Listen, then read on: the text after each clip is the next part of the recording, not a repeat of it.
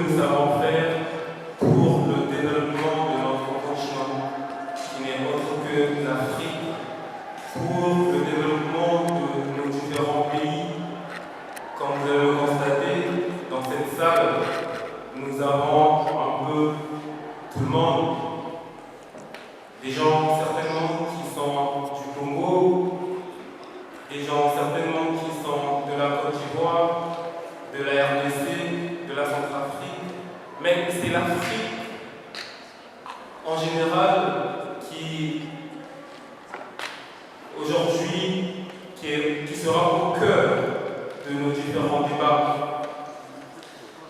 Sans plus tarder, mesdames et messieurs, distingués invités, nous allons suivre la présentation de l'association des étudiants africains de Sciences Po. Et donc la présidente de cette association nous fera son mot et une petite présentation. Je ne sais pas si elle est là. Est-ce qu'on peut applaudir pour la présidente, s'il vous plaît? Et oui, à Reims existe cette association des étudiants et étudiantes.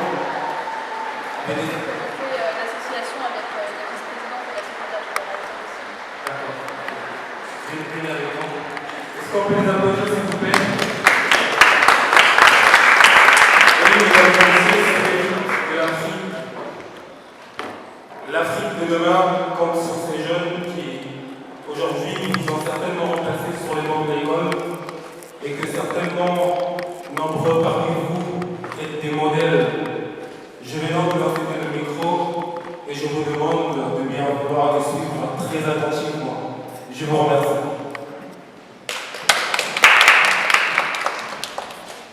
Problème, on n'a pas pu avoir notre PowerPoint, mais on va quand même essayer de présenter l'association ensemble. Donc, bonjour à tous. Aujourd'hui, on va vous présenter l'ASPA, l'association des étudiants de Sciences Po pour l'Afrique. Je suis en compagnie de Emissa, la vice-présidente, de Ayab Marouf, la secrétaire générale, et je suis Eric Stratou, la présidente. Donc, l'ASPA est une association chargée de promouvoir la beauté et la diversité du continent africain sous toutes ses facettes. Tout d'abord, je vais vous présenter un peu l'organisation de cette association qui est un peu particulière. Comme son nom l'indique, elle est rattachée à Sciences Po Paris. Mais il y a quelques années, Sciences Po Paris a été délocalisée dans différents campus et dans différentes villes de France, et en particulier Reims. Reims concentre le programme Europe-Afrique. Donc c'est un programme de Sciences Po avec toutes les notions de droit, d'économie, d'histoire, etc. qui sont enseignées, mais avec un accent particulier sur le continent africain. On va avoir par exemple des cours d'économie politique en Afrique subsaharienne, des cours d'historiographie en Afrique, des cours d'arabe, des cours de swahili, etc. Du coup, il nous paraissait fondamental d'implanter également une branche de l'ASPA Paris sur ce campus de Reims. Donc l'ASPA Reims existe depuis à peu près 4 ans maintenant, donc nous faisons partie de l'ASPA Reims. Et en seulement 4 ans, elle est devenue l'une des associations les plus actives et les plus reconnues sur notre campus. Donc quel est notre rôle? Contrairement à vous qui êtes tous présents ici, on est moins dans l'action concrète sur le continent africain. Nos projets se concentrent plus dans tout ce qui a rapport avec le domaine des idées. Donc on essaye vraiment de pousser la réflexion sur les différents enjeux qui existent et les différents enjeux qui se rapportent au continent. On va essayer notamment on essaye, à travers tous les événements qu'on organise, de déconstruire les idées reçues et les clichés qui peuvent exister sur l'Afrique, que l'on entend très souvent à travers les personnes qu'on connaît et même de façon peut-être moins visible, mais on retrouve également ces clichés, on entend ces clichés chez les étudiants de Sciences Po également. Certains hommes politiques vont même jusqu'à dire que par exemple l'homme africain n'est pas assez rentré dans l'histoire, et alors que comme si en fait l'Afrique n'avait pas d'histoire propre avant la colonisation par les puissances européennes. Et c'est justement ce genre d'idées reçues qu'on essaye de déconstruire et qu'on essaye d'expliquer. on essaye aussi de soulever des problématiques et des enjeux en Afrique, des problématiques très diversifiées, par exemple l'état de droit en Afrique, les controverses autour du franc CFA, les restitutions des œuvres d'art qui sont dans différents musées, en France notamment, aux pays africains. Et enfin, on essaye de partager et de faire découvrir l'Afrique sous ses multiples facettes, notamment ses facettes culturelles, gastronomiques, au niveau de la mode, de la danse, des arts, etc. Parce que pour nous, ce n'est vraiment pas acceptable pour des personnes qui connaissent l'Afrique pour l'avoir étudiée, ou des personnes qui connaissent l'Afrique pour y avoir vécu, de seulement entendre toutes les images parfois réductrices qu'on entend dans les médias. Donc, ce qu'on essaye de faire, c'est vraiment d'apporter quelque chose et de faire changer les idées des gens. Voilà, donc je vais maintenant passer la parole à Ayaboum Barouf et à Elissa, qui vont vous montrer en quoi l'ASPA s'inscrit dans deux des axes d'engagement de Kenya.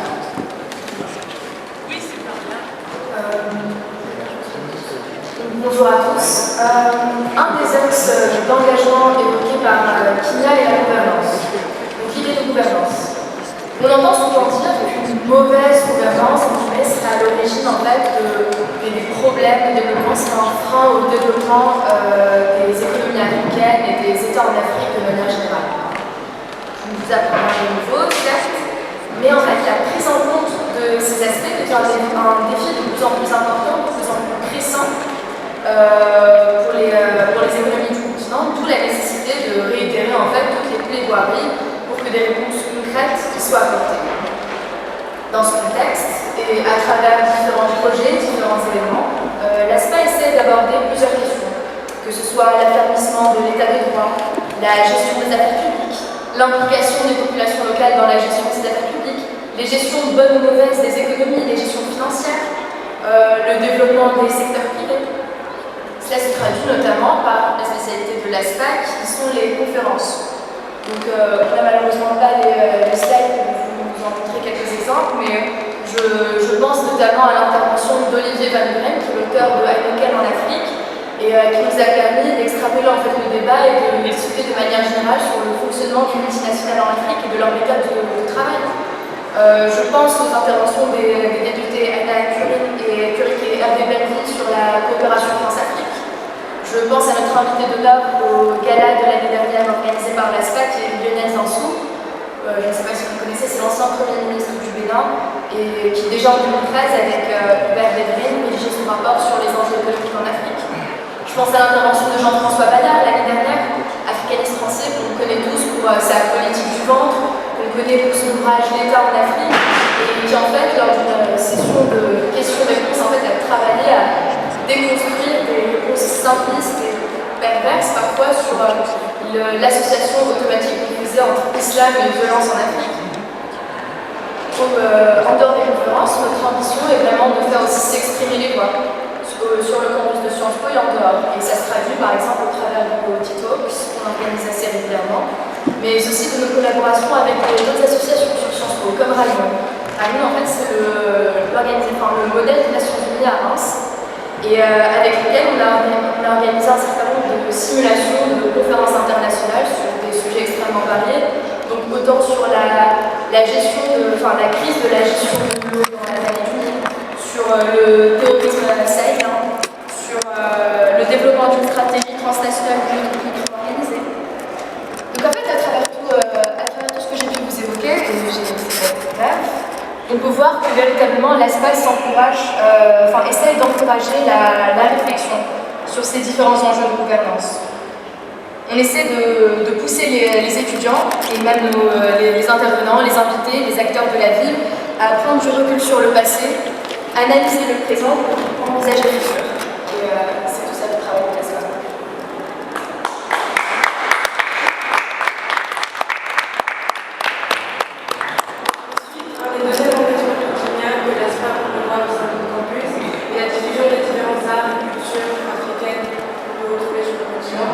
Donc par exemple, l'année dernière avec l'ASPA, on a organisé une semaine à thème, n'est-ce pas, qui était la semaine africaine autour de Afrique. Donc Donc, lors de cette semaine, nous avons organisé par exemple les Tea Talks et conférences. Les Tea Talks sont des sortes de discussions informelles à propos de certains sujets. Donc, par exemple, on a parlé l'année dernière de la restitution d'œuvres d'art dans des musées européens en Afrique. Et on a aussi organisé des différentes conférences autour de l'art. Nous avons aussi mis en place différents ateliers, comme par exemple pour apprendre aux étudiants comment faire des bananes plantains, pour promouvoir les différentes cultures du retrouver en Afrique et l'histoire qu'il y a derrière. Et aussi, nous invitons les élèves, les étudiants de Sciences Po à entamer une certaine réflexion sur les différentes problématiques autour de l'art en Afrique, avec des débats, par exemple, sur l'appropriation culturelle, sur le rôle si c'est vraiment un tissu africain ou pas. Lors de la semaine africaine, nous avons aussi organisé un défilé des designs de Muriel Kabil, qui a participé à la Fashion Week de Paris, qui essaye de mettre en avant la beauté de la femme africaine en utilisant des cheveux dans ses différents habits qu'elle fait. Et malheureusement, on n'a pas de photo à vous montrer le défilé lors de notre gala de la semaine africaine.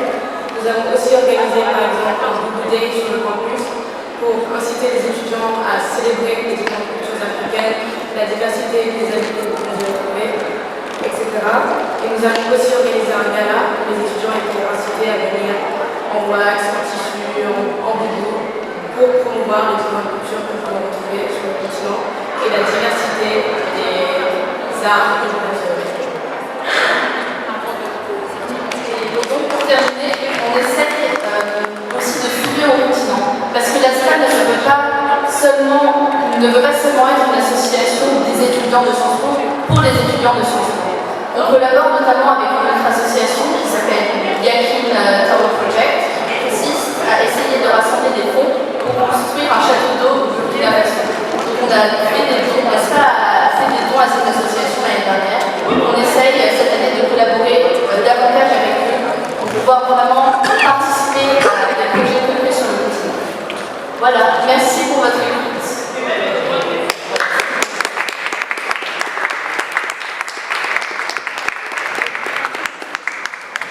Mesdames et messieurs, distingués invités, vous comprenez que nos étudiants s'engagent aussi un peu plus chaque jour pour l'Afrique.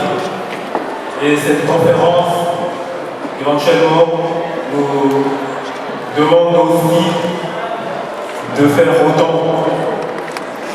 Vous avez certainement des préoccupations. Il y a certainement des points que vous voulez avoir un peu plus de lumière. On va donc interagir pendant 10 minutes. C'est la séance des questions-réponses. Elle reste là à votre disposition et sont prêts à répondre à vos questions.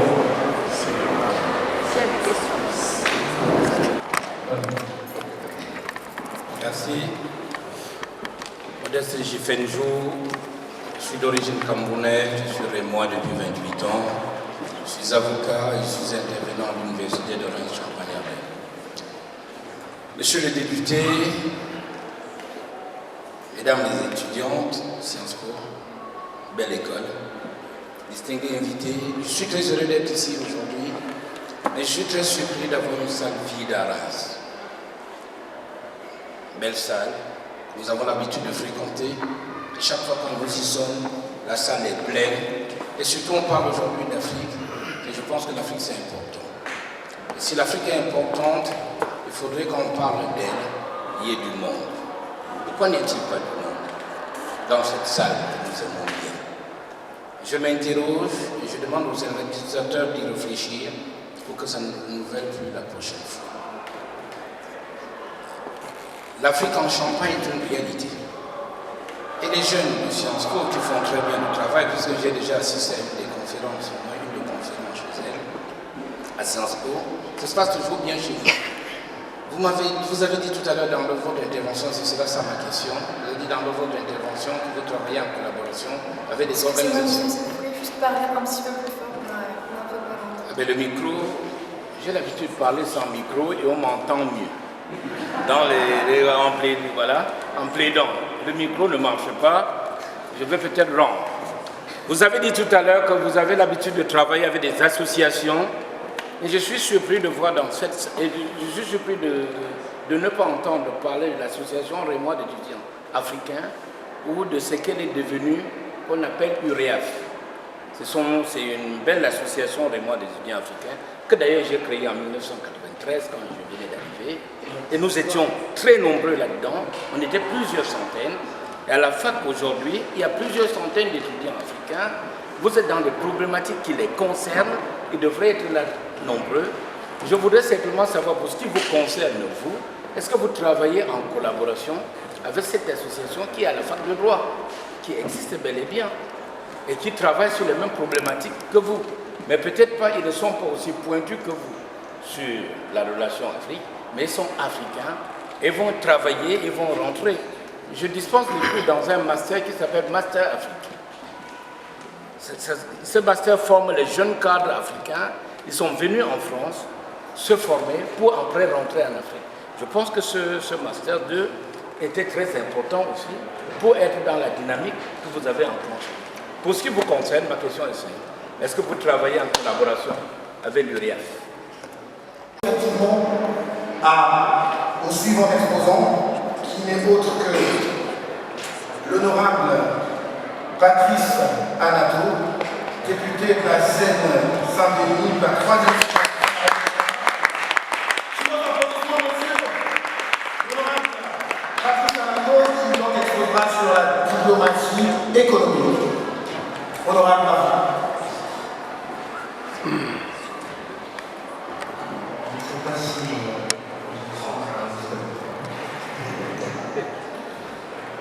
Bien, je suis très content d'être avec vous cet après-midi pour parler Afrique. Je voudrais d'abord remercier l'organisateur de cet événement.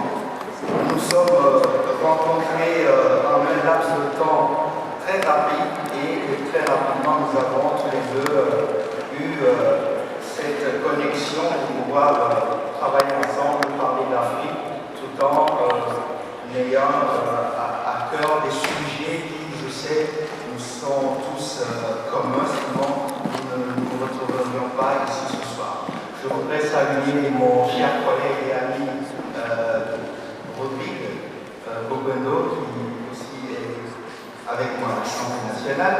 Et je voudrais remercier en tout honneur aussi Aïna, et c'est à ma grande surprise, je suis dans sa circonscription. Donc, merci de nous accueillir chez toi, Aïna, et je remercie tous les panélistes ainsi que les étudiantes de Sciences Po et vous tous qui êtes là aujourd'hui. Alors, mon propos va être assez liminaire pour ne pas prendre trop de temps et permettre à ce que tous les exposants puissent parler.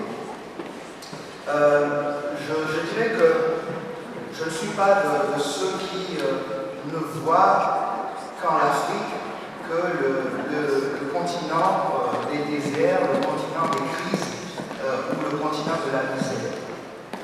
Je ne pense pas non plus être du côté de ceux qui présentent une Afrique enchantée, idéalisée, qui serait soudainement parée de toutes les vertus et dont on peut parler comme un modèle de continent. Je considère que l'Afrique, c'est un continent incontournable. C'est un continent qui n'a pas besoin, et ça je l'assume, qui n'a pas besoin d'aide, mais qui a besoin d'investissement. D'investissement humain, d'investissement financier, d'investissement aussi au niveau politique.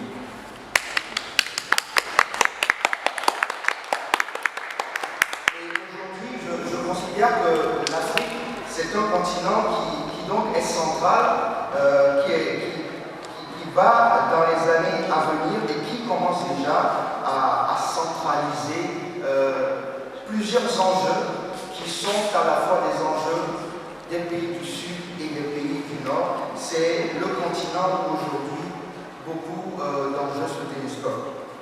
Et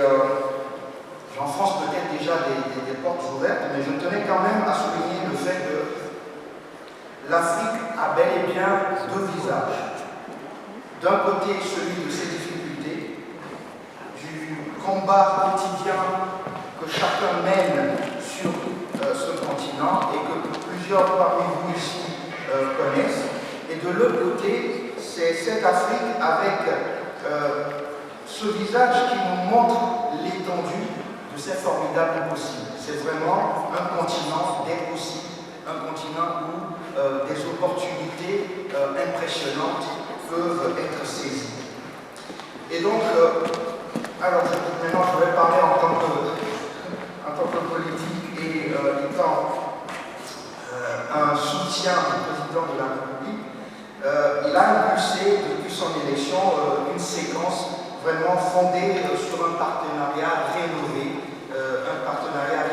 avec l'Afrique. Et lorsque nous parlons de partenariat rénové, c'est vraiment un concept qui est, je dirais, recréé. Ce n'est pas une continuité de ce que nous avons toujours eu comme relation avec l'Afrique, mais c'est partir sur de nouvelles bases pour une relation plus saine, une relation qui soit une relation, on a l'habitude de le dire, une relation qui ne soit pas une hégémonie de la France sur les États d'Afrique, mais un partenariat. Et qui parle de partenariat parle justement de parties qui sont face à face à égale considération. Et donc, depuis mon élection à l'Assemblée nationale, avec mon collègue Vincent Ledoux, qui n'est pas là aujourd'hui parmi nous, nous avons lancé un groupe d'études qui s'appelle Diplomatie économique avec l'Afrique. Et l'objectif de ce groupe, c'est vraiment de produire une réflexion de sorte à créer des outils législatifs et politiques qui sont nécessaires à permettre à ce que les entreprises des pays d'Afrique puissent, qu'elles soient des multinationales, des start-up, des PME ou autres, puissent collaborer, investir dans des projets et que ce soit en partenariat, bien sûr, avec la France et que ces partenariats puissent permettre à la fois un essor économique tant pour l'Afrique que pour la France. Alors, je parlerai, deuxième slide, s'il vous plaît, un partenariat sous la présidence d'Emmanuel Macron. Alors, cette relation avec l'Afrique, elle ne peut plus être fondée que sur ce qu'on a toujours fait, exporter nos produits en Afrique. Exporter en Afrique, ça a été un peu la ligne qui a été la seule vision de la relation de diplomatie économique avec l'Afrique durant des décennies. Aujourd'hui, le président l'a rappelé encore lors de la conférence des ambassadeurs il y a quelques semaines, c'est une conception de la diplomatie économique qui ne veut plus donner cette image, et en tout cas dans la pratique, d'une hégémonie qui donne des leçons ou qui veut montrer le modèle parfait ou qui veut montrer quel est le modèle économique parfait. Donc c'est pourquoi, lors de mes différents déplacements en tant que président de ce groupe d'études diplomatie économique avec l'Afrique, j'ai pu aller en Afrique subsaharienne, notamment et un peu aussi au Maghreb, à Dakar, à Abuja et autres. C'est de porter l'idée que ce partenariat est un partenariat pluriel dans divers secteurs, notamment celui de la ville durable, qui sera un des sujets, sinon le sujet primordial, qui sera le thème du prochain sommet Afrique-France qui se tiendra à Bordeaux. Alors ce concept de partenariat pluriel avec l'Afrique s'inscrit également dans l'agenda des opérateurs tels que Business France, vous en avez sans doute entendu parler, que vous connaissez, le MEDEF international, le Conseil français des investisseurs en Afrique, le CIAN, et avec qui nous échangeons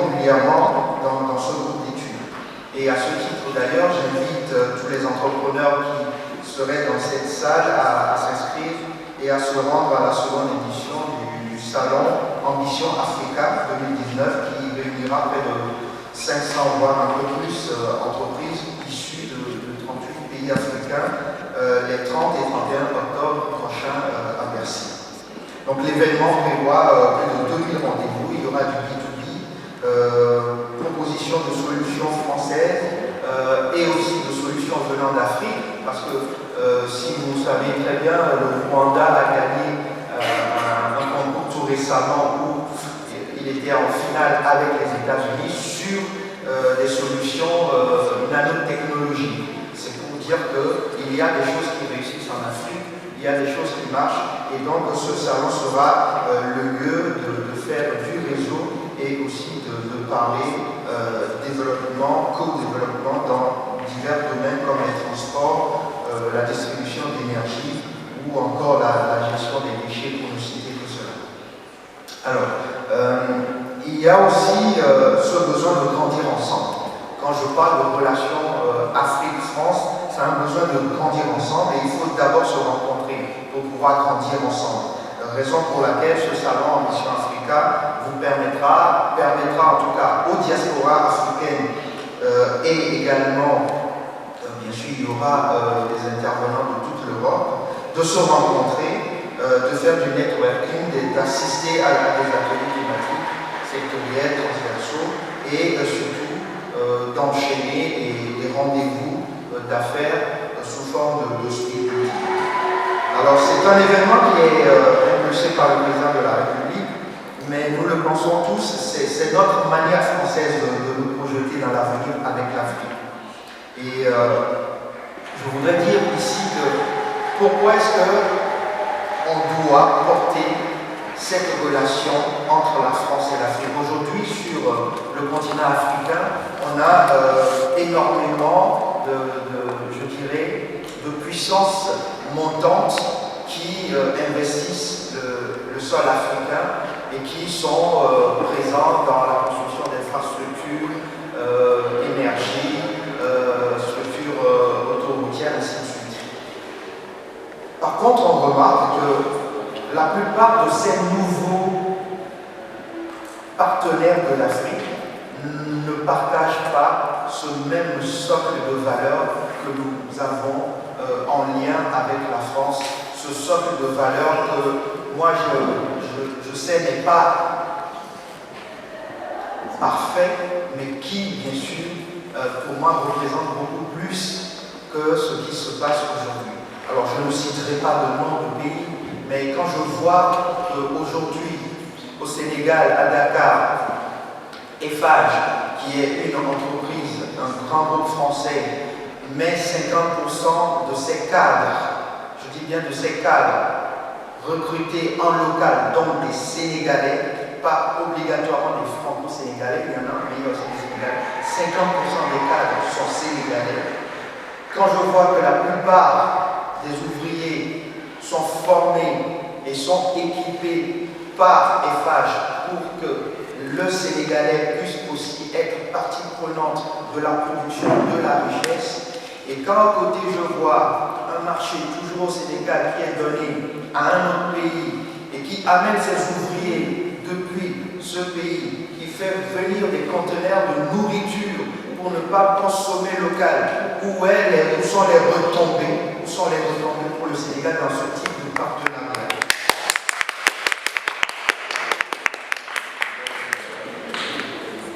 Et donc, il est vraiment important que nous puissions, bien sûr, dire ce qui ne va pas, ne pas jeter le bébé et l'eau du bébé. Ou l'eau du bassin. Et donc, je dirais ensuite que ce qu'il nous faut, slide suivant, c'est un partenariat gagnant-gagnant entre les États d'Afrique et la France. D'abord, pour parler de partenariat gagnant-gagnant, ce que porte le président de la République dans ses discours depuis le début de son élection, c'est d'abord savoir que nous avons un destin commun. L'Afrique et l'Europe ont un destin commun qui est réel, qui est bien senti par tout le monde. On constate qu'il y a une demande d'Afrique. L'Afrique ne doit plus être vue tout simplement comme un marché où on va pour faire de la richesse, mais c'est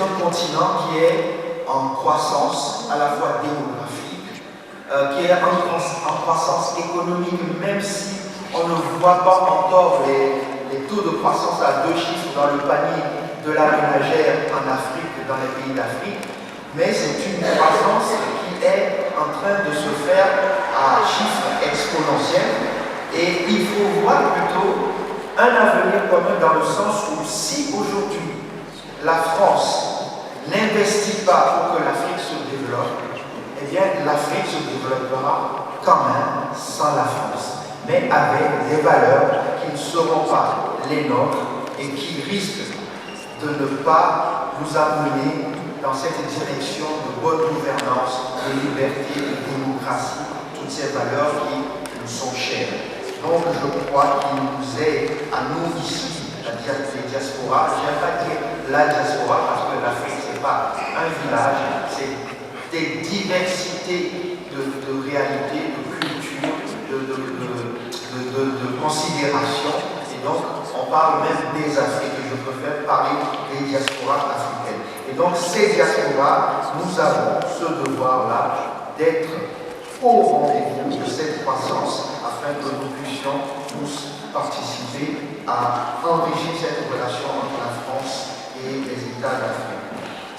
Ce partenariat ne peut être que gagnant-gagnant que si l'Afrique prospère. Même les économistes sont aujourd'hui d'accord sur ce fait que l'Afrique est le continent où va se produire la valeur demain. L'Afrique est le continent où la richesse va être créée, mais nous devons veiller à ce que cette richesse soit répartie aussi de façon équitable, que ce ne soit pas, comme on peut le voir de part et d'autre, une minorité qui s'en sortent et qui est une grande masse d'individus qui ne soient pas bénéficiaires de cette croissance. Je reste convaincu que si nous voulons atteindre les objectifs d'un développement endogène et plus inclusif, tout en donnant des perspectives aussi à la jeunesse africaine, il nous faut créer une dynamique vertueuse où plus de gens travaillent, donc plus de gens accèdent à un emploi, consomment et peuvent alors élever leur niveau de vie, leur niveau d'études. Et donc c'est en créant la richesse là-bas, c'est en créant la richesse là-bas que se trouve une partie, je dis bien une partie, de la solution à ce malheur qui vide l'Afrique de ses jeunes et qui, pour certains, se meurt dans les océans, dont on voit les images insoutenables souvent sur les médias. En d'autres termes, il faut susciter des projets communs d'entreprises françaises et africaines, et des exemples qui fonctionnent, j'en ai en tête Orange et la Sonatel, par exemple au Sénégal. Donc c'est un partenariat qui fonctionne et permet d'apporter le savoir-faire français, de réaliser des transferts de technologie également, tout en développant le tissu économique sénégalais et les pays de la sous-région dans le domaine de la télécommunication et des technologies du numérique. Une autre révolution que nous sommes en train de conduire ensemble et qui permettra que la jeunesse africaine, qui est celle de l'innovation, il y a énormément de choses qui se font aujourd'hui en Afrique. Il y a quelques mois, j'étais au Sénégal, en Côte d'Ivoire, où j'ai rencontré justement un jeune Sénégalais qui a développé une technique d'irrigation, de plantation sur un smartphone, et ce qui fait gagner du temps, de l'énergie à ces agriculteurs qui avant faisaient des kilomètres, voire 10-15 kilomètres pour aller juste actionner un levier d'irrigation. Il y a énormément de choses qui se font et nous devons accompagner, la France à travers le président, a donné son engagement d'accompagner donc l'Afrique à travers les start-up et les petites et moyennes entreprises. Donc cette révolution, c'est elle qui permettra justement de donner une solution à ces 450 millions de jeunes demandeurs d'emploi qui est estimé pour l'horizon 2050. 450 millions de demandeurs d'emploi de moins de 25 ans. Je ne sais pas si toutes les entreprises françaises présentes ou étrangères même présentes en Afrique suffiront à les absorber. C'est pour cela que les diasporas sont appelés à contribuer à la création d'entreprises, à la création d'activités qui puissent justement absorber ce phénomène. La France s'y est investie par un dispositif qui s'appelle Choose Africa, qui met 2,5 milliards jusqu'à l'horizon 2022 et qui après renouvellera sans doute ce budget pour continuer à participer au développement de l'Afrique qui fait partie du développement aujourd'hui du monde et la France y compris. Alors, je vais mettre juste un petit focus sur les femmes entrepreneurs. Les Africaines sont de nature des femmes très engagées dans les foyers, dans les villages, dans les milieux urbains également. Et c'est elles qui sont quelque part la roue des économies. Et donc là encore, la France s'engage à investir dans l'entrepreneuriat féminin à travers de l'initiative AFAWAD dont le président a parlé. C'est une initiative portée par la BAD, la Banque africaine de développement, et cela a été justement évoqué lors du G7 de Biarritz et je m'en réjouis.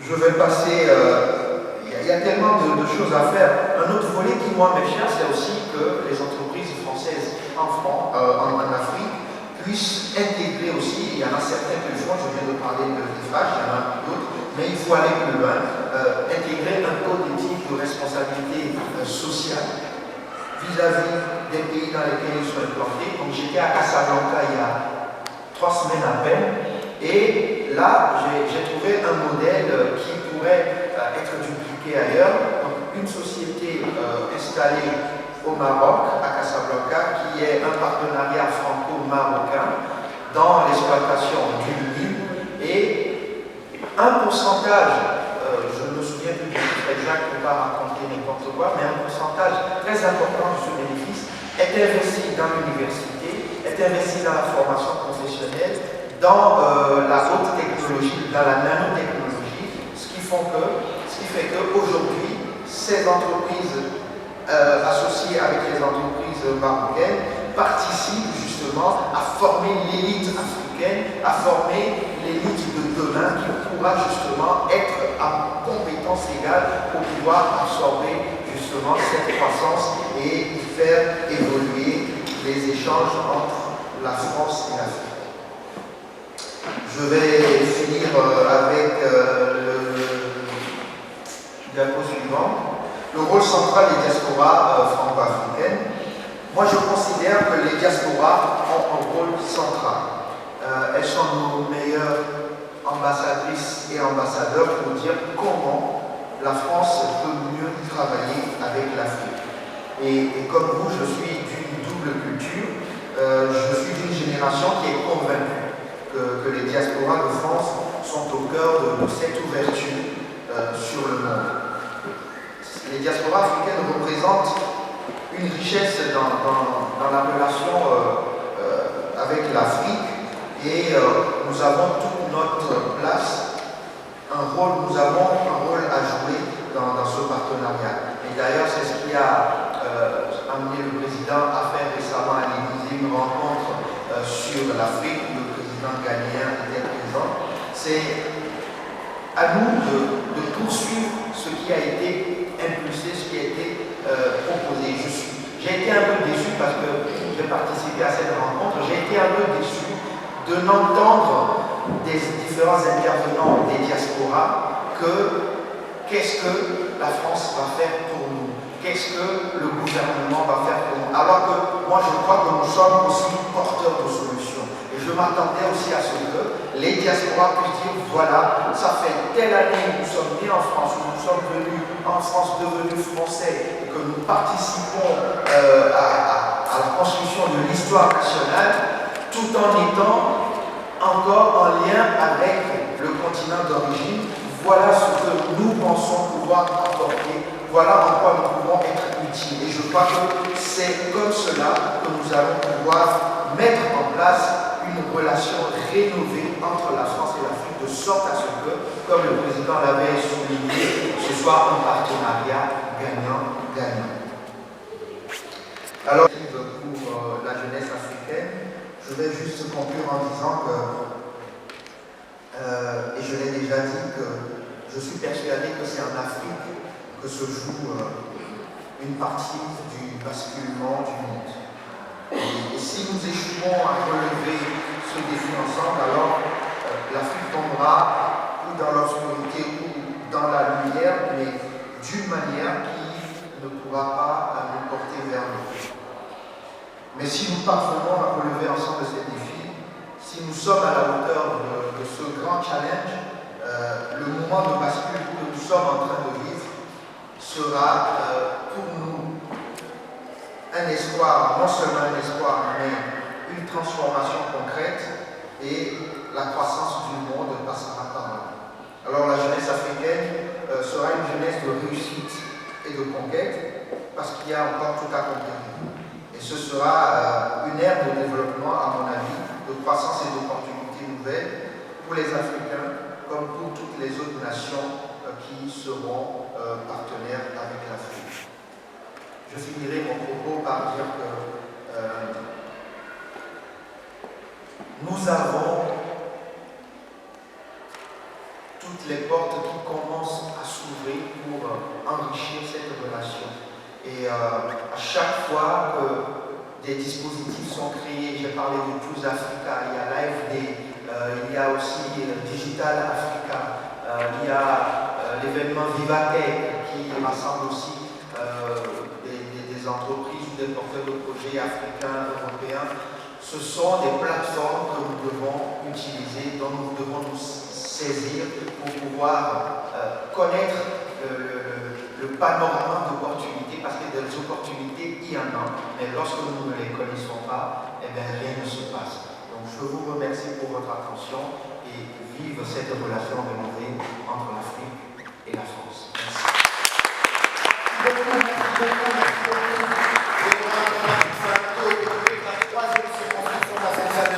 Pour le compte de la République en marche, mesdames, messieurs, on l'aura compris, l'Afrique est un continent incontournable, l'Afrique est un continent des possibles qui a juste besoin d'investissement. Merci beaucoup, honorable Patrice Anato. Ils sont nombreux comme ça, les élus de la République, on va les écouter tour à tour. Mesdames, messieurs, je vais vous rappeler que nous sommes dans une remarquable salle.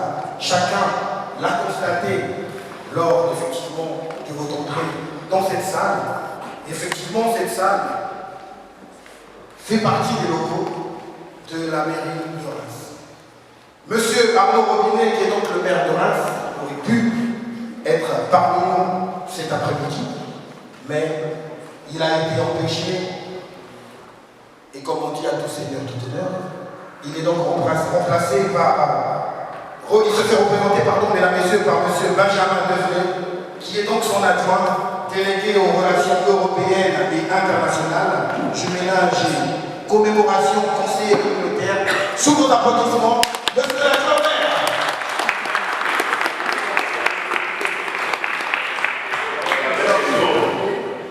Alors, les questions, nous y arriverons. Juste un petit rappel, ce mot du maire, et donc du représentant du maire, ce serait fait bien avant. Il y a eu un petit rappel, et nous sommes dans les locaux de la mairie, à tout seigneur, tout honneur. Nous nous excusons davantage. Encore une fois, si on peut applaudir pour ce désagrément, ça ne sera pas mauvais. C'est la première date de la mairie. Merci beaucoup tout d'abord pour cette introduction tonique, ma foi, qui est une en matière très agréable. Et je voudrais commencer bien sûr par saluer les personnalités présentes cet après-midi. Madame la députée Anna Kourich d'abord, également Monsieur le député Anato, dont j'ai écouté avec beaucoup d'intérêt économiques et nos liens étroits avec le continent africain. Saluer bien sûr l'association organisatrice et ses représentants, dont je découvre, je l'avoue, le travail avec le plus grand intérêt. C'est aussi tout le profit qu'on peut tirer de ces séquences-là, c'est de mieux connaître le tissu associatif. Saluer aussi les représentants des différentes diasporas africaines présentes et présentes cet après-midi. Et bien sûr, à mon tour, excusez Monsieur le maire, mais vous savez que les week-ends de rentrée sont parfois un peu compliqués. On a notamment un forum des associations qui a lieu en ce moment même, qui nous occupe une grande partie du week-end, et je vais devoir m'y rendre d'ailleurs tout à l'heure à mon tour. Mais je veux commencer par saluer l'initiative à mon tour du président de la République. Ça a déjà été fait. Je pense que c'est très bienvenu que ce choix de réengager très fortement le partenariat entre l'Afrique et la France, de manière aussi étendue à l'ensemble de l'Union européenne, parce qu'il ne faut pas se leurrer. Aujourd'hui, on connaît l'impact de la Chine en Afrique, on connaît la volonté aussi des Russes d'avancer sur le continent africain, donc il est impératif que notre pays aussi, et à l'échelle du continent également, ait de vraies politiques de ce point de vue-là. Ça me semble fondamental et je pense, Monsieur le député, que vous avez su le rappeler à bon escient, de façon complète, et je tenais à vous en remercier encore une fois. Puisque je suis dans les remerciements, je veux terminer aussi en saluant le fait qu'Aïna Kouric ait choisi et facilité le fait que cette manifestation puisse tenir à Reims. Je crois que c'est important et je tenais à le remercier chaleureusement. Et plus globalement aussi, je pense que ce challenge est porté par Sciences Po, puisque vous savez qu'on a à Reims un programme franco-africain qui est très important et dans lequel on peut précisément travailler sur ces questions, je dirais presque de façon forte. Alors je veux aussi quand même dire un peu ce qu'on fait à Reims sur ces questions, parce qu'on est très engagé dans ce domaine, tant et si bien que c'est l'une des 4 priorités de notre action internationale. Il y a également bien sûr l'Europe, ça je pense que tout le monde le comprendra, aussi notre souhait d'ouverture à l'Asie, également notre vieille relation avec les États-Unis et l'ensemble Afrique francophonie est également au niveau de nos priorités. Je crois qu'il faut le souligner, dès 1960 on avait un jumelage avec la ville de Brazzaville, que Jean Tétinger avait signé à l'époque, et donc il y a des relations. Alors il y a eu des hauts et des bas, pour être très honnête, c'est-à-dire qu'il y a eu une longue période un peu de mise en semaine, je crois que c'était dans les années 70 et 80, et depuis 80 c'est reparti, et on a récemment relancé très fortement ce partenariat en multipliant de beaucoup, je crois, les fonds qu'on mettait à disposition de la ville de Brazzaville et de ses initiatives, pardonnez-moi, plutôt des initiatives locales qui sont faites là-bas, notamment vis-à-vis d'orphelinats, vis-à-vis de dispensaires, vis-à-vis des structures hospitalières également. Donc on a souhaité redynamiser cette aide en faisant attention évidemment à ce qu'elle parvienne véritablement sur le terrain. Donc ça date de la visite du maire de Brazzaville qui avait eu lieu début 2018, donc en début d'année dernière. Donc il y a eu une vraie relance à cette occasion et c'est vrai qu'on fait le choix de porter une grande partie de nos actions sur ce partenariat qu'on considère comme essentiel.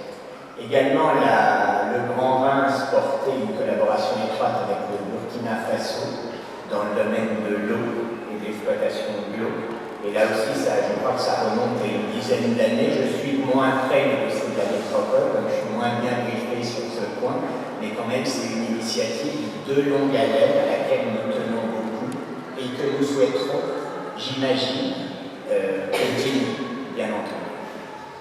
Également, nous avons lancé, je crois que c'est important de le rappeler, en 2015 de mémoire, une journée de la francophonie où presque toujours, par son importance en Afrique, bien sûr, l'Afrique est à l'honneur. Et je pense que c'est une carte qu'on veut beaucoup jouer. Nous sommes en lien avec un grand nombre des ambassades africaines pour organiser cette journée. C'est toujours d'ailleurs un plaisir.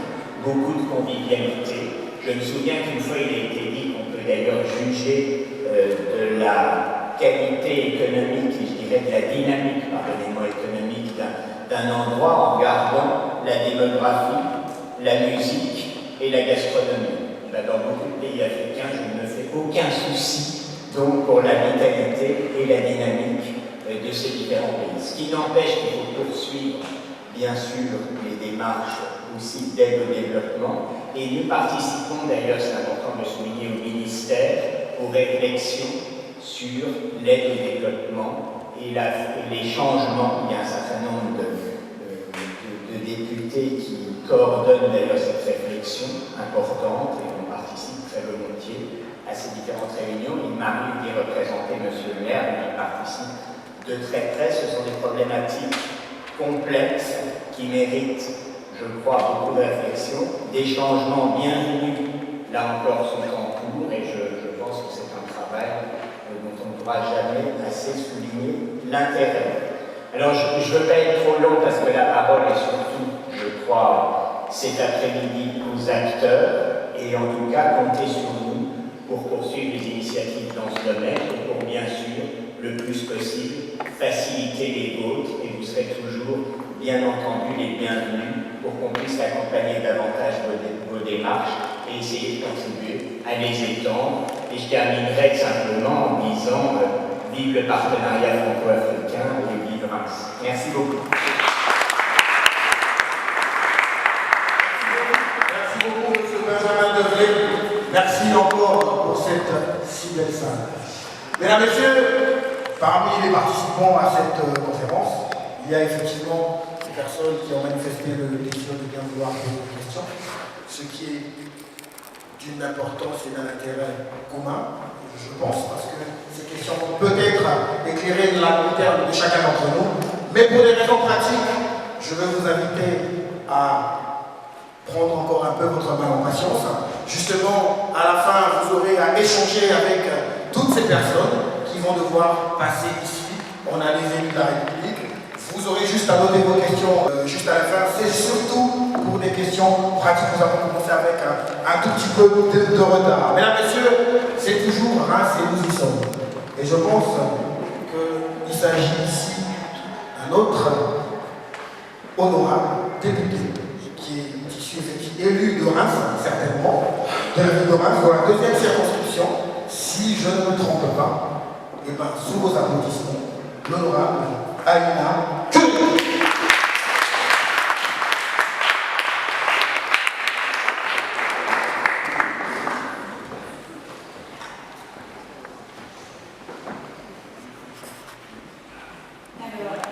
Mesdames et messieurs, Monsieur l'adjoint-maire, cher Benjamin, Monsieur le Président, mes chers collègues, cher Patrice, cher Rodrigue, Mesdames et messieurs, chers amis, je vous rassure tout de suite, je serai très brève parce qu'on a tous hâte d'entendre nos panélistes et je sais que ces discussions vont être passionnantes et extrêmement enrichissantes. Un grand merci, Monsieur le Président, de votre invitation. La binationale que je suis, élue parlementaire de cette circonscription, ne peut être que très heureuse de parler d'Afrique en France et surtout ici, à Reims. Il est important que les diasporas puissent se rencontrer et échanger, en particulier lorsqu'elles sont d'une génération qui ne vit pas dans le ressentiment ou la culpabilité de notre passé commun, mais qui est prête à se saisir de notre destin commun et provoquer des opportunités. Cette même génération qui n'attend pas l'aide publique au développement, dont il serait par ailleurs temps d'imaginer un autre nom, mais qui investit et s'investit sur les deux continents. S'engager pour l'Afrique, ça veut dire quoi? C'est bien là le thème de cette journée. Ça veut dire porter des projets en Afrique et les accompagner avec une inclusion financière ou de support technique grâce à des plateformes telles que Jeux africains, mon collègue en a parlé tout à l'heure. On prend conscience de l'importance d'agir en constatant par exemple que seuls 19% des PME sénégalaises bénéficient d'un prêt bancaire. Ça veut dire relancer l'entrepreneuriat au féminin en Afrique, financé à hauteur de 251 millions de dollars, annoncé lors du dernier sommet du G7. Et ça veut dire permettre un meilleur accès à l'éducation, à la formation, parce que parier sur notre jeunesse n'est pas un coût, mais un investissement d'avenir. La jeunesse et l'avenir. C'est ce qui a motivé mon engagement dans une mission, la mission sur les enfants sans identité. Car l'identité est le premier des droits, celui qui ouvrira tous les autres. Ce qui semble sonner comme une évidence ne l'est pas pour 230 millions d'enfants dans le monde, dit enfants fantômes. J'aimerais vous raconter une histoire, l'histoire d'une très bonne élève. Elle est même la première de sa classe. Mais elle n'a pas été déclarée à sa naissance. Alors bien sûr, elle sait qui elle est. Son professeur sait très bien qui elle est. Ses parents savent qui elle est. Pourtant, aux yeux de la loi, elle n'existe pas. Aussi douée soit-elle, elle n'aura pas le droit d'obtenir le diplôme, faute d'identité. Elle aura beau pleurer, crier, en vouloir à ses parents, en vouloir à tous ceux qui l'entourent. Sa vie d'écolière vient de s'arrêter, emportant avec elle tous les espoirs qu'elle s'était forgés. L'histoire d'Aïcha est celle de 230 millions d'enfants dans le monde qui ne sont pas protégés malgré l'article 7 de la Convention internationale des droits de l'enfant qui célèbre ses 30 ans cette année. Donc oui, beaucoup de défis sont encore à relever.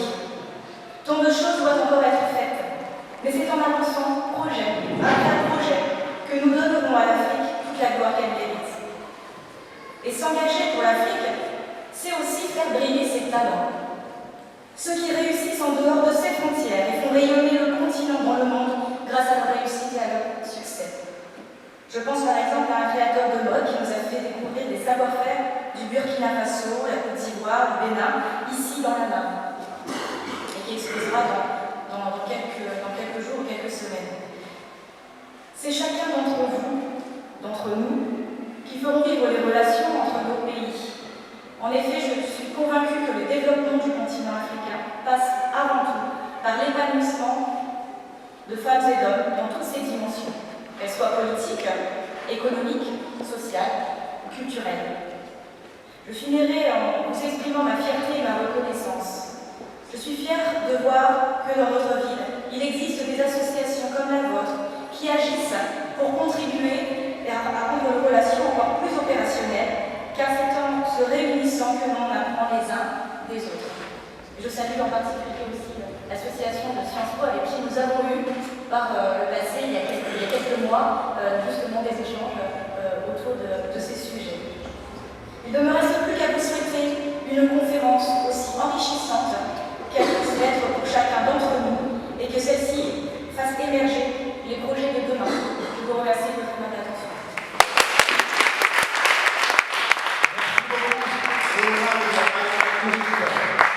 L'histoire de la petite Aïcha, quelle émotion, mesdames, messieurs. On aura retenu lors de cette intervention l'histoire de la petite Aïcha. Eh bien, qui aimerait vivre ça? Personne. Mesdames, messieurs, on va poursuivre notre conférence avec nos différents intervenants. Lancer les projets d'avenir pour l'Afrique 2020 pour appeler ici, sur cette petite estrade, Madame Laurence Ndong, afin de nous dire son petit mot. Vous êtes participante à cette Afrique qui se veut beaucoup plus conquérante. On a choisi de vous faire venir afin de dire ce que vous pensez pour cette conférence. Madame Laurence Ndong, sous vos applaudissements, mesdames et messieurs.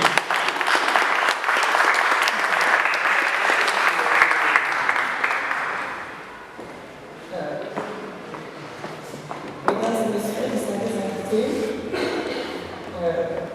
mesdames et messieurs les députés, monsieur le maire, puisque nous avons le maire représentant monsieur le maire de Reims, et à tous ceux qui ont fait le déplacement, qui ont pu être là cet après-midi pour honorer ce moment où nous parlons du continent le plus beau, nous parlons du continent le plus riche, nous parlons du continent qui est le berceau de l'humanité.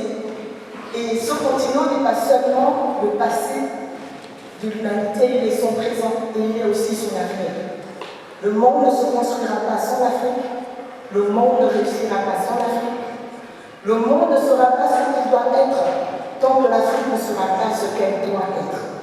Malheureusement, jusqu'ici, il y a eu des accidents de parcours qui font que notre Afrique n'est pas encore ce qu'elle doit être. Mais nous sommes là, notre génération, nous avons choisi d'être debout. Nous avons choisi, quel que soit le lieu où nous sommes. Beaucoup parmi nous, nous avons laissé nos pays d'origine, nous sommes arrivés en France. Aujourd'hui, la plupart, nous sommes franco... Je ne pourrais pas dire africains parce que l'Afrique, ce n'est pas un pays, c'est un continent. Mais nous sommes français en venant d'Afrique, mais nous avons décidé de ne jamais regarder l'Afrique comme dans un rétroviseur. Parce qu'elle ne fera pas partie de notre passé. Elle fait partie de notre présent. Et elle fait indéfinitivement partie de notre avenir. Et donc, où que nous soyons, l'Afrique est en nous. Et nous sommes l'Afrique et nous la représentons. Peu importe la nationalité que nous pouvons avoir, nous représenterons toujours l'Afrique. Nous représenterons toujours d'où est-ce que nous venons. Et tant que notre Afrique ne sera pas ce qu'elle est, nous porterons toujours en nous ces stigmates. On nous rappellera toujours d'où est-ce que nous venons. Et nous serons toujours les témoins de cette Afrique. Et je veux remercier le président de Kenya qui me fait l'honneur d'intervenir à cette conférence. Et parmi les points d'ancrage de l'association Kenya, il y a l'éducation, il y a la gouvernance. Et donc, je voulais parler ici d'un sujet que l'on élude souvent quand on parle d'Afrique. Quand on parle d'Afrique, on parle des publics au développement, on parle d'investissement, on parle d'aller créer des entreprises, mais on ne parle pas souvent du contexte de la situation des droits humains, de la situation de la gouvernance en Afrique, parce que c'est gênant d'en parler. On doit rester dans le politiquement correct. Mais après l'esclavage, je vais revenir là-dessus. Le titre de mon intervention d'aujourd'hui, c'est le respect de la souveraineté des peuples africains, un pilier pour le développement. J'ai envie de dire la base, le fondement même du développement. On va passer à la slide suivante, s'il vous plaît. Si l'Afrique était un seul pays, comme les États-Unis aujourd'hui sont un ensemble d'États fédéraux, comme l'URSS ou comme la Chine, l'Afrique sera un grand État composé de 54 pays. Un grand pays composé de 54 États. Et ce pays occupe 6% de la surface de toute la Terre, 20% de la surface des terres émergées. Il fait des œuvres d'art et effectivement la vente aux enchères avec cet artiste Nadia Ouedraogo qui nous vient du Burkina Faso. Mesdames, Messieurs, ce suivra un levée de fonds afin de permettre beaucoup plus et encore ce genre d'initiative avec l'association Kenya et la fin, ça sera effectivement la restitution. Mesdames et Messieurs, le prochain intervenant, c'est bien l'élu de la 7e circonscription de la Seine-et-Marne. Il est membre de la République en marche. Sous vos applaudissements, mesdames et messieurs, Monsieur Rodrigo Coquelin.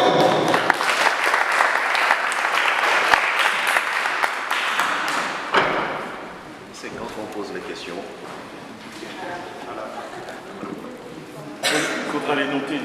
Ouais, avec 10 interventions, on va les oublier. Après, tous ces intervenants enflammés sur la cause africaine, c'est difficile de prendre la parole comme ça pour donner un peu d'espoir et ouvrir, je dirais, l'espérance. L'espérance qui ne viendra pas des autres. L'espérance viendra des Africains eux-mêmes. L'espérance viendra de la prise de conscience que nous avons. C'est pas que de dénoncer, mais de proposer des perspectives. Aujourd'hui, j'en ai écouté quelques-unes, mais qui ne sont pas suffisantes. J'avais préparé un discours. Enfin, mon équipe a préparé un discours. Je vais le préciser. Il est difficile pour moi, vous comprenez, de prendre la parole alors que je suis bien entendu aussi originaire de Centrafrique et français. Mes origines parlent pour moi. Mes origines ont fait ce que je suis. Mes origines, c'est mes parents, c'est leur souffrance, c'est quand ils sont venus en Europe, surtout mon père qui a commencé pour faire ses études. Mon père, il a commencé, il était pêcheur avec son père. Il ne connaissait rien. C'est des prêtres qui m'ont pris, qui m'ont mis à l'école, qui m'ont dit voilà, sur des possibilités, exploitez-les. Il a fait ses études, il est parti à Brazzaville, et ensuite, on l'a envoyé en Europe pour continuer. Il nous a, avec ma mère, il nous a donné le goût de l'effort. Le goût de l'effort doit se sentir aussi chez les Africains. On parlait des publics au développement, mais le travail, c'est d'abord nous. On a tendance à oublier de travailler aussi. On peut dénoncer, on peut faire des choses, mais nous-mêmes, on doit se prendre en main. Aujourd'hui, la situation est... Qu'est-ce qu'elle est aujourd'hui? On parle de dictature, on parle de potentiel minier, mais on ne parle pas de matière grise. Aujourd'hui, elle est où cette matière grise? C'est vous, c'est moi, et c'est tous ceux qui sont encore là-bas. Et même si on dénonce la coopération, c'est ce qui permet aussi d'apporter ses connaissances. La France, elle part à sa part dans cette construction. Nous avons tous une formation, des exigences de vie.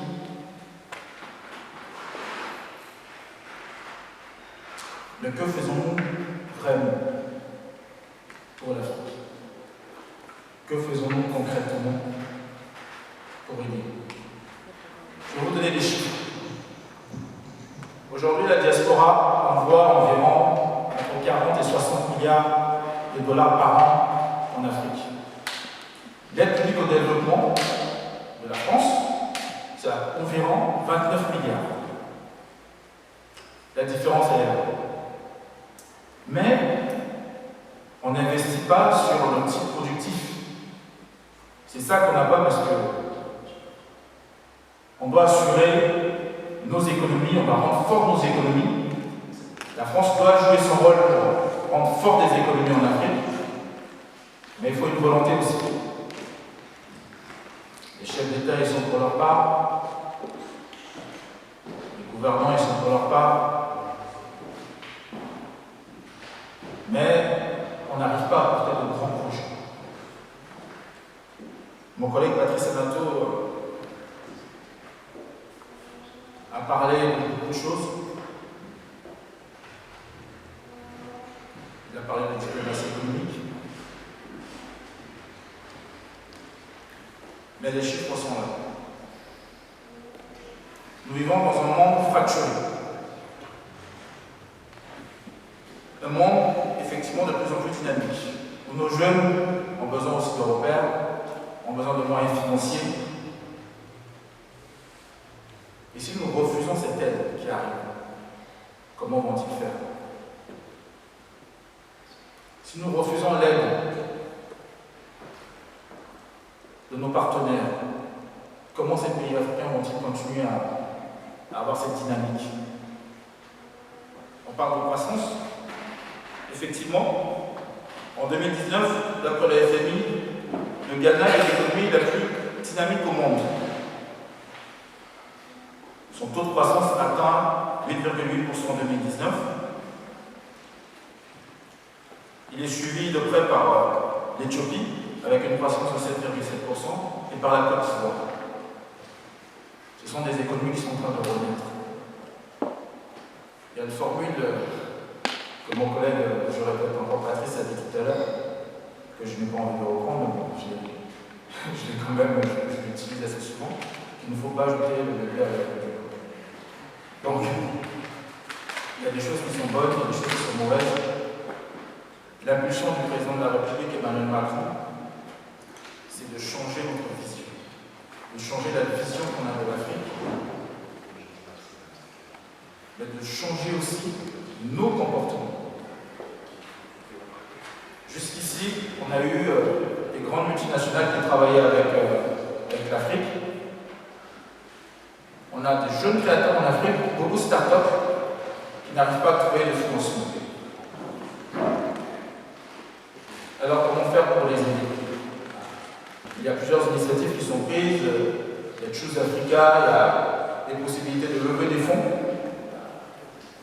Et les Africains, ils ont du mal à financer leur propre économie. Effectivement, ils préfèrent faire des transferts. C'est pour ça que je dis que la conscience, elle doit d'abord venir de l'Afrique. Car c'est important pour nous tous. L'Afrique est un continent en hausse dans un monde fracturé. Alors, quelles sont les conditions de la réussite pour les pays africains? Quel impératif pour une croissance à court, moyen, surtout à long terme, dans un contexte mondial d'instabilité financière? Je retiendrai donc 4 thèmes. La stabilité, déjà la sécurité, c'est important. Sans stabilité, sans sécurité, une économie ne tiendra pas. Nous le voyons tous les jours. Les investisseurs ont besoin de cette stabilité politique et d'œuvrer dans un environnement économique sécurisé. Il faut à la fois s'appuyer sur une capacité de diplomatie à participer à résoudre des conflits, à la résolution des conflits, et dans le même temps, construire des solutions d'assurance qui permettent de sécuriser les investissements.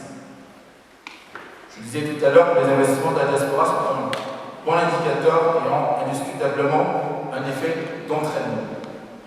Mais pour avoir cet effet d'entraînement, il faut que cet investissement va vers l'économie formelle et non l'économie informelle. L'éducation aussi et la formation est importante. Et le développement économique, comme je le disais, s'entend dans une conception inclusive des investissements sous la condition d'assurer une solide éducation de base, mais aussi la formation continue nécessaire aux constantes évolutions de la technologie. En France, on continue de faire plus de 15 milliards d'investis en France dans le budget de la République. En Afrique, la plupart du temps, le plus gros des budgets, ça va effectivement vers l'armée parce qu'il faut stabiliser les pays. Ça a une incidence. Le budget consacré dans les pays africains à l'éducation, à la formation, est toujours moindre par rapport au budget de la défense. Pourquoi? Parce que sans stabilité, on n'a pas de développement. Pour avoir du développement, il faut aussi investir. Et c'est là que le jeu multilatéral, c'est là où le président de la République dit qu'il faut développer aussi toutes les conditions pour permettre que les investisseurs reviennent en Afrique. Ça peut passer par,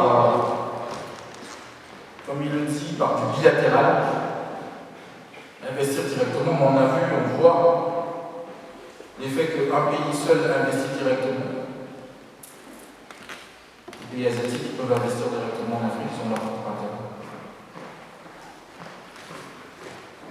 La Russie également, quand elle investit, elle est en train de s'implanter en Afrique, a aussi ses propres intérêts.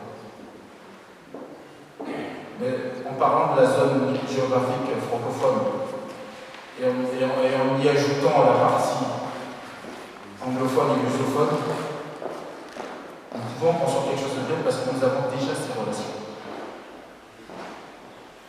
Ce que nous avons hérité du passé, je pense, est un atout. C'est un atout pour chaque continent. C'est un atout car nous avons déjà des liens. L'intelligence artificielle qui conduira à des transformations profondes du monde du travail. Il faut aussi nous appuyer sur la diaspora pour aider à conduire des travaux de prospective sur le potentiel de l'intelligence artificielle et assurer la formation des travailleurs aux enjeux de demain. Nous ne pourrons pas laisser passer ce gap pour les pays africains. Des travailleurs qui sont conscients des enjeux techniques, juridiques, économiques ou éthiques que pose le recours à ces outils à base d'intelligence artificielle seront mieux formés demain et auront une veille technologique de haut niveau. En conclusion, pour ne pas être trop court parce qu'on a besoin de temps d'échange, je dirais que les choses bougent.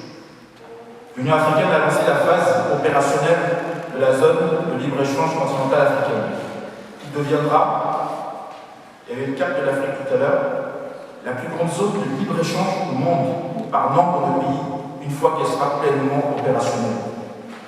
L'objectif est de créer un marché unique des biens et des services dans 54 pays, je le dis bien dans les 54 pays, et de permettre la libre circulation des voyageurs, d'affaires et des investissements, et de créer une union douanière continentale afin de rationaliser les échanges commerciaux et d'attirer les investissements à long terme. Le dernier sommet qui s'est tenu à Brazzaville, les gens ont pris des engagements, nous espérons que ces engagements vont aller jusqu'au bout. La diaspora peut aider sur les deux fronts. Exploiter correctement leur parti pris envers leur pays d'origine, peuvent servir de nœud d'amplification dans de puissants réseaux transfrontaliers. Ils peuvent prêter non seulement leur expertise, mais aussi leur réputation professionnelle. Deux facteurs importants dans les économies de plateforme. Utilisés correctement, leur économie et leur investissement peuvent également jouer le rôle de fantassin dans l'afflux de capitaux vers les pays en développement. On tassera ici les investissements d'autres sources. Les investisseurs étrangers potentiels se demandent souvent combien votre diaspora investit-elle dans cela. Nous ne le savons pas parce que l'argent, les flux financiers sont mal utilisés. La confiance est la base des échanges, c'est dire le pouvoir et donc les responsabilités de la diaspora dans le développement de l'Afrique. On est aujourd'hui à Reims. On nous dit que Reims, c'est le pays des bâtisseurs. Alors je pense que tous ensemble, bâtissons les nouveaux ponts qui construiront l'Afrique de demain et le développement pour le bien-être de tous et surtout que cette coopération nouvelle puisse vraiment prendre forme grâce à cette jeunesse qui est ici présente et grâce à votre dynamisme et votre envie aussi de faire bouger les choses. Je terminerai sur cela et je vous remercie.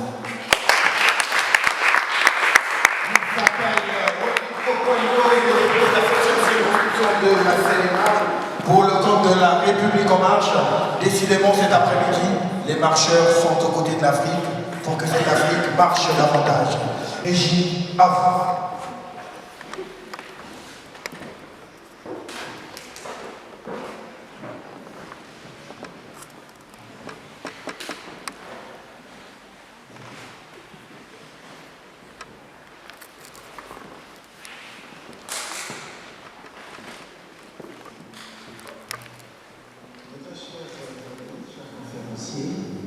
C'est avec un sentiment de joie et de fierté que j'associe ma voix aux organisateurs de cette conférence pour saluer tous les participants et tous ceux qui ont contribué à son organisation, à sa tenue.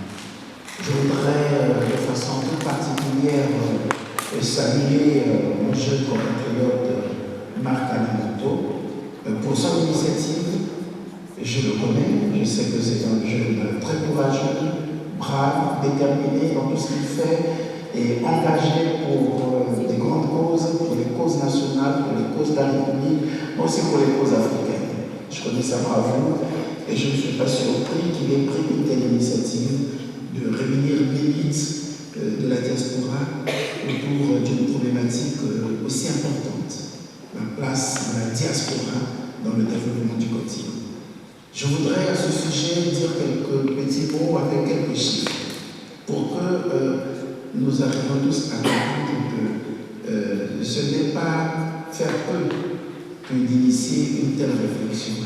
C'est une façon de rappeler la place que la diaspora africaine occupe dans le développement du continent, mais une façon aussi de revendiquer cette place et de s'assumer pleinement pour rappeler qu'effectivement, comme l'un de leur pays, mais les élites africaines ont un rôle à jouer et méritent qu'on leur accorde toute l'attention nécessaire et tout le respect nécessaire.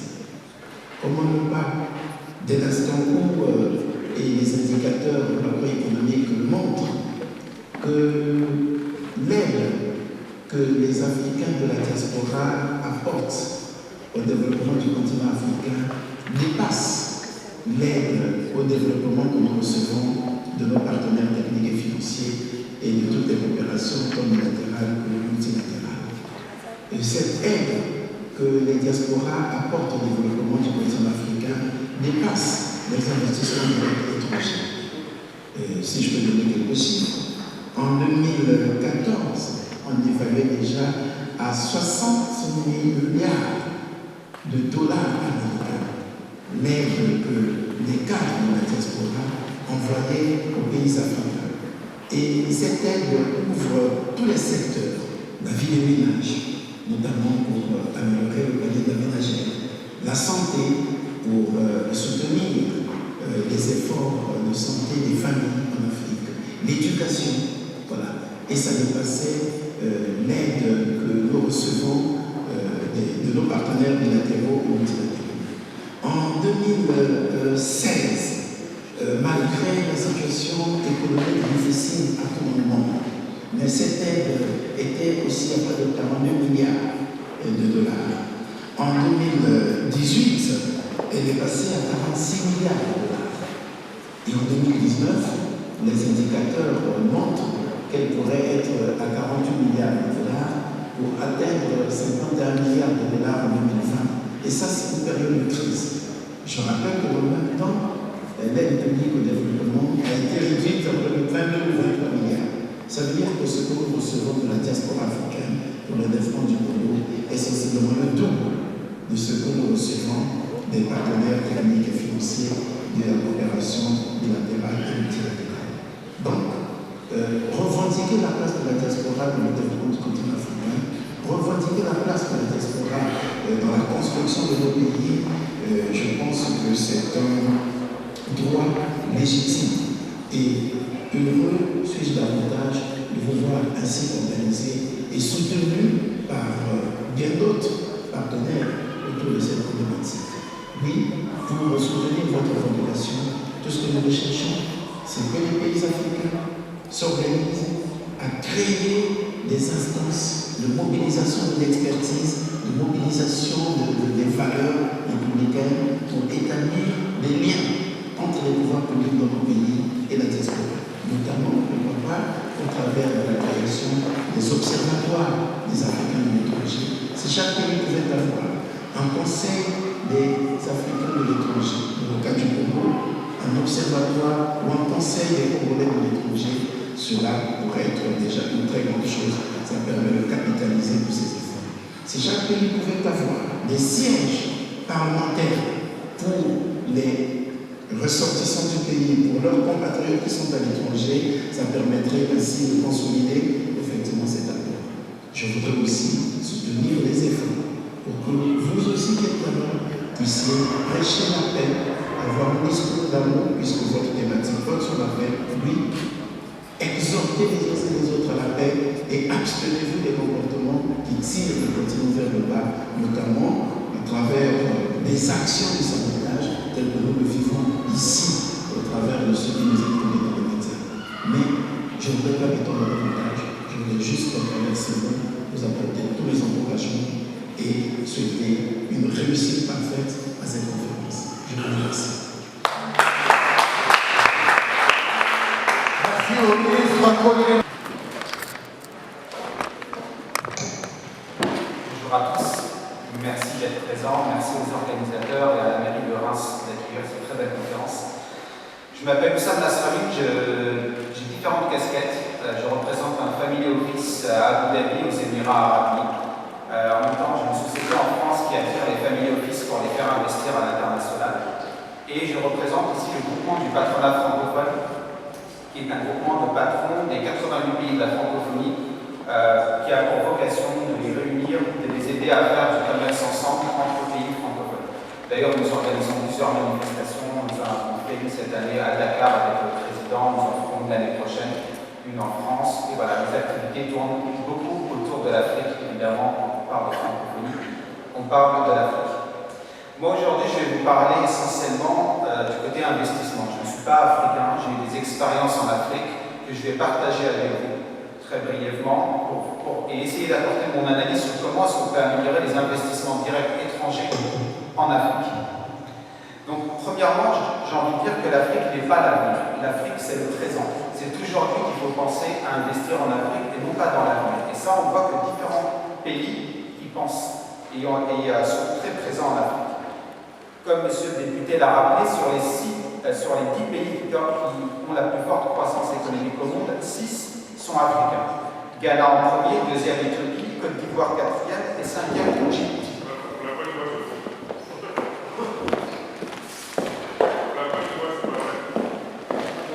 Ça, après, c'est les données des Nations Unies. Il y a 54 pays, chacun a une culture différente, une économie différente, une structure différente, une langue différente et un peuple différent. Mais ces 54 destins communs qui sont interdépendants et qui doivent travailler, qui le veulent ou non, ensemble. Un pays a deux manières de se développer, soit par la croissance interne, de développer les industries locales, développer le savoir-faire local, ou alors par les idées, les investissements directs à l'étranger. Et dans un contexte de mondialisation, c'est quelque chose dont on ne peut pas négliger, il faut mettre en avant. Donc l'Afrique aujourd'hui, il faut être réaliste, elle connaît de nombreux défis, de nombreux challenges. C'est un continent qui est très sous-développé, qui connaît une pauvreté endémique.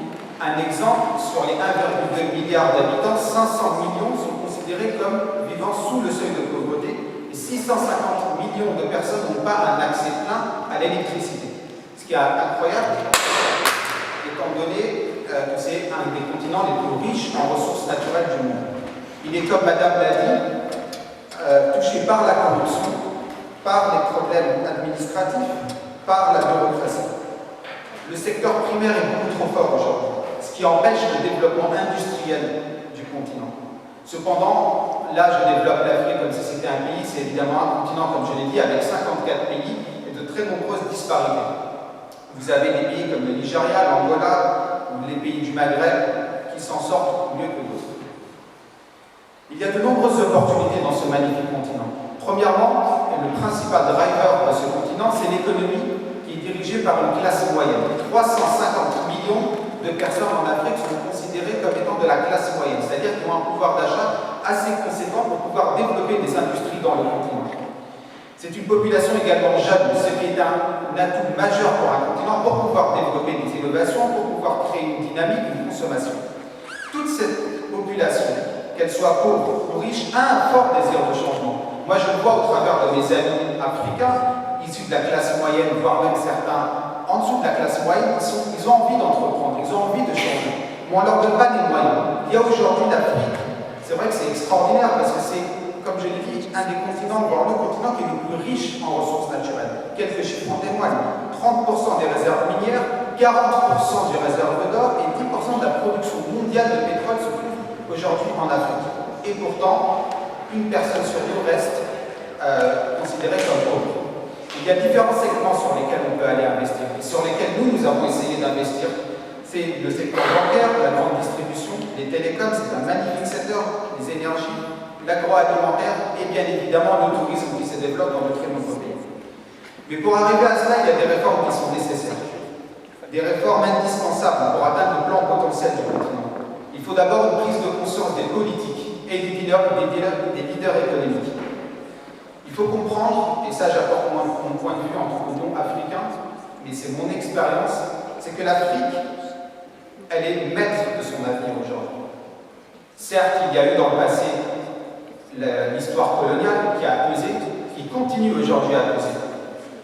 Mais beaucoup trop aujourd'hui, et je l'ai rencontré dans les différentes affaires que j'ai fait sur place, mettent en avant cet aspect colonial et ce passé. Or, beaucoup de gens aujourd'hui veulent se tourner vers l'avenir et ont entre leurs mains leur destin.